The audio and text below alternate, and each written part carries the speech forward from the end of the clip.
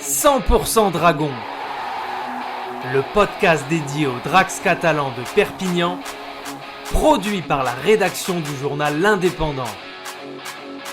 100% Dragon, l'émission d'Indep au cœur de l'actu de l'équipe de rugby à 13 de Perpignan qui évolue dans ce qui se fait de mieux en rugby à 13 européen. Ce week-end, pas de Super League, mais un 8e de finale à domicile en Betfred Challenge Cup pour les Drax. Bruno, quelle est l'ambition des Dragons pour cette coupe qui fête son 125e anniversaire cette année ? L'ambition, c'est de la gagner, de la remporter et de la ramener à Perpignan comme ils l'ont fait en 2018. Cette compétition, il y a quand même une histoire particulière avec les Dragons catalans puisque dès leur deuxième année seulement de Super League, en 2007, ils sont allés à Wembley. Alors ils ont perdu, mais il y avait 85 000 personnes. C'était le baptême du nouveau Wembley qui avait été remodernisé. Les Dragons avaient perdu contre Saint-Helens. Ils y sont retournés en 2018, ils ont gagné cette cup. Depuis, ça a une saveur vraiment particulière. L'ambition est réelle pour les Dragons, c'est d'aller au bout, c'est de gagner cette Challenge Cup. En tout cas, Bernard Gouache, lui, l'a en tête depuis 2018. Il rêve d'y retourner, mais à chaque fois, les Dragons butent en quart de finale. Alors dans le sport de haut niveau, on dit souvent cette équipe, c'est une équipe qui bosse sur la régularité, d'autres c'est une équipe qui fait des coups, plutôt une équipe de coupe. C'est facile de switcher d'une compétition à l'autre ? Je pense que c'est difficile. Steve McNamara a clarifié les choses dès lundi.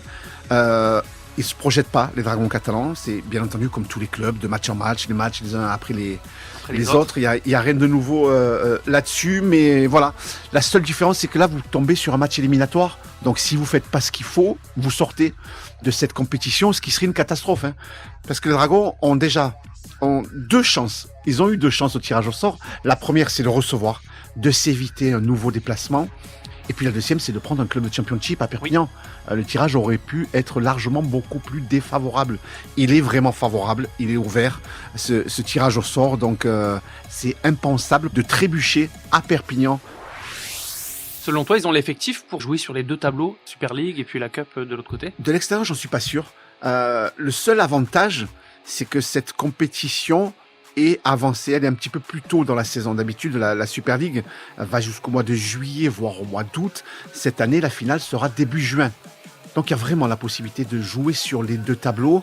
En tout cas, aujourd'hui, le fait d'avoir un match ici contre une équipe de Championship, ça va pas puiser dans toutes les ressources des joueurs de Dragons catalans. Ça aurait été à l'extérieur, face à un gros. Là, ensuite, ça devient compliqué de pouvoir enchaîner sur les deux tableaux. On verra ce qui se passera en quart de finale, on verra le tirage au sort si les Dragons ont cette chance et si d'aventure ils sont qualifiés. Mais pour l'instant, oui, elle peut jouer sur les deux tableaux.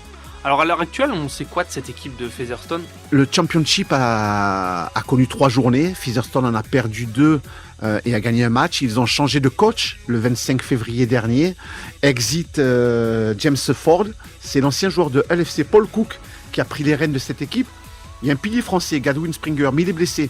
Il n'a pas joué la semaine dernière. Il ne sera pas de ce déplacement. Il y a quelques joueurs de Super League, d'anciens cadres, à l'instar du 3/4 centre, Carlos Tuimavavae, qui a fait les beaux jours de LFC.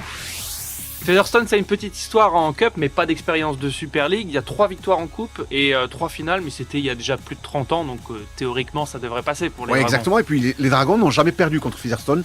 Ça sera le 5e match contre cette équipe en Cup. Et ils sont déjà venus 3 fois, les Rovers face aux Dragons catalans à Gilbert Brutus. Je crois que la dernière fois, c'était en 2022. Les Dragons s'étaient imposés 27-14, mais ils étaient menés 10-8 à la mi-temps. D'accord. Donc voilà, il faut vraiment faire les choses dans l'ordre pour passer cet écueil. Qu'est-ce qu'on sait sur la billetterie pour ce match ? Les abonnés ont des réductions. C'est un emplacement libre.